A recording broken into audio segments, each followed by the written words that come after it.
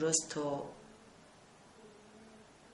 یک گروه بچه ها از روی بعض معلومات های حفظ حقوق و از روی معلومات نامه های بیانات های همون پدر و مادرشون با فدراسیون روسیه برای مهاجرت مهنتی رفتن و از آنجا ممکن است گمراه، ممکن است از ندانستن باشد که یا برای فریب باشد آنها به دولت سوریه رفته گویا با گفت خداشون در محاربه ها اشتراک دارن.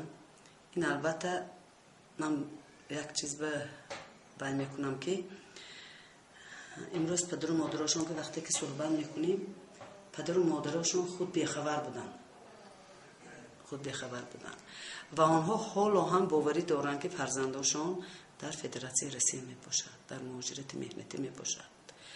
لیکن صد افسوس که آنها در سوریه حالا قرار دارند و آنها از روی بعضی معلومات های پدر و مادر آمدنی هستند لیکن ممکن است که راه های آمدن رو ندانسته ایستادن. برای همین همه جانبه با پدر و مادر آنها از طرف مقامات حفظ حقوق امروز کاربری کرده ایستادن، آنها کار برده ایستادن تا که فرزندان آنها به وطن خودشون برگردن. بله.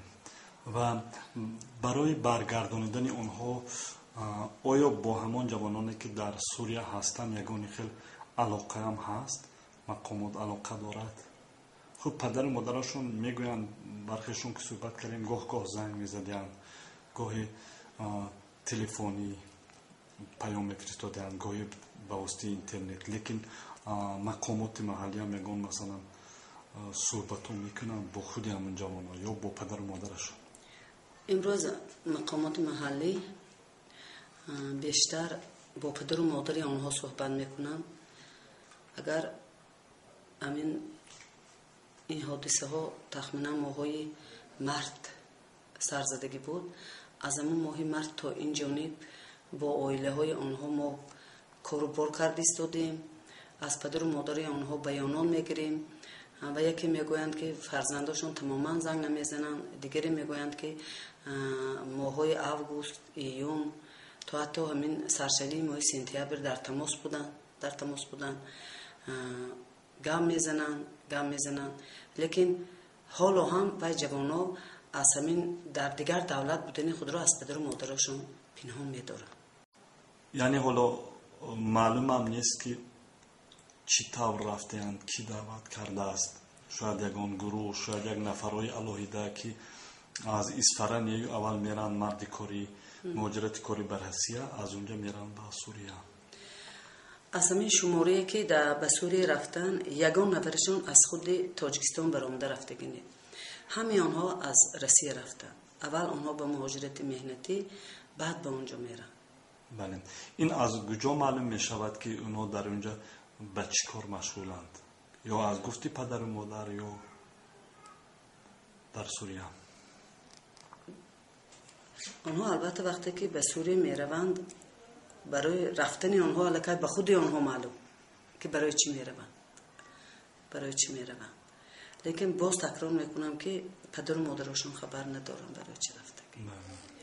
حقیقتا برای پدر و مادر آنها امروز خیلی دشوار. از یک طرف فرزند، از دیگر طرف گویا که پدر و مادر آنها گناهکار باشن. لیکن در تربیه حقیقتا گناهکار. وقتی که تربیه لیکن اگر آنها میگفتند که ما برای به سوریه رفتیم، پدر و مادر آنها و ها رو نمیماندن، روی آنها رو میداشتن. البته خیر ما با یک پدر یک جوانی که صحبت کردیم گفتن که